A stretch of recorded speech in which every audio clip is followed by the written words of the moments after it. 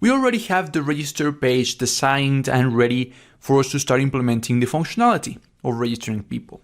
Of course, we don't have any databases yet. In the next section, we're going to handle that. But so far, we have already implemented the email address entry, or since we are already in Android, it's now an edit text. We have the password and the confirm password edit text as well. We already have the button, and in fact, we have already created the event handler for when that button is clicked. But so far, we are not even navigating to this register page. I want the users to navigate to the register page whenever they click on the register button from the main page or from the main activity. So during this lecture, we're going to learn how to implement that functionality. When it comes to the main page or the main activity, we already have as well the event handlers for both of the buttons. And it is the register button, the one that should navigate the user to the register activity.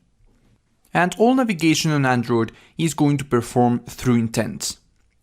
An intent is not even bound to a single application. If we wanted to, for example, open a map application or an email application, this would also be handled by intent.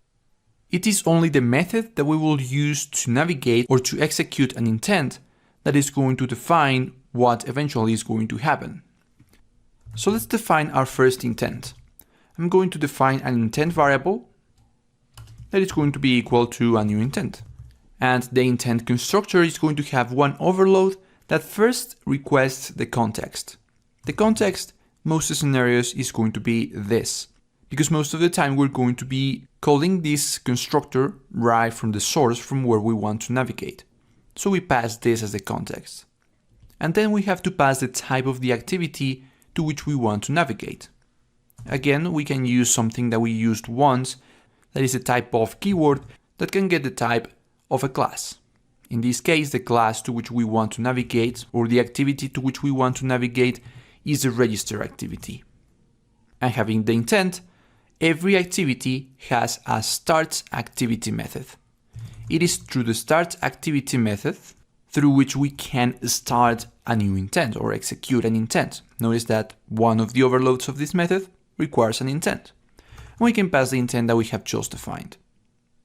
So like this, what is going to happen is that this intent that contains the information about the register activity is going to be passed to the start activity, which will add that activity, in this case the register activity, to the navigation. So we would be navigated from the main activity to the register activity. So let's test this out. I am going to run this on an Android simulator, of course. So here I have the application up and running. And as soon as I click on the register button, I should get navigated to the register activity. Now currently, I am getting an exception. And an exception that is no reference exception because an object was not set to an instance of an object, meaning that we're trying to access one object that is null.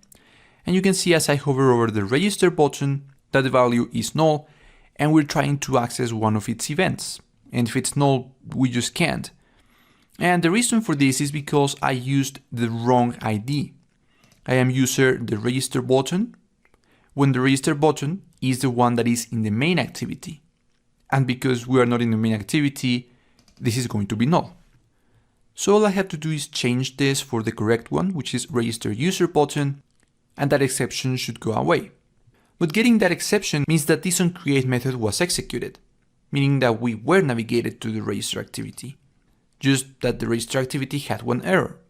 But if we try this again, we should now be able to see the register activity as soon as we click on the register button. And you can see how indeed we were navigated to the register activity, where we have that email address, two password entries, and the register button, the register user button. And on Android, we don't really have to add any functionality to handle the back navigation, because on Android there is a back button. So all there is to do is click on that button, and we get navigated back to the main activity.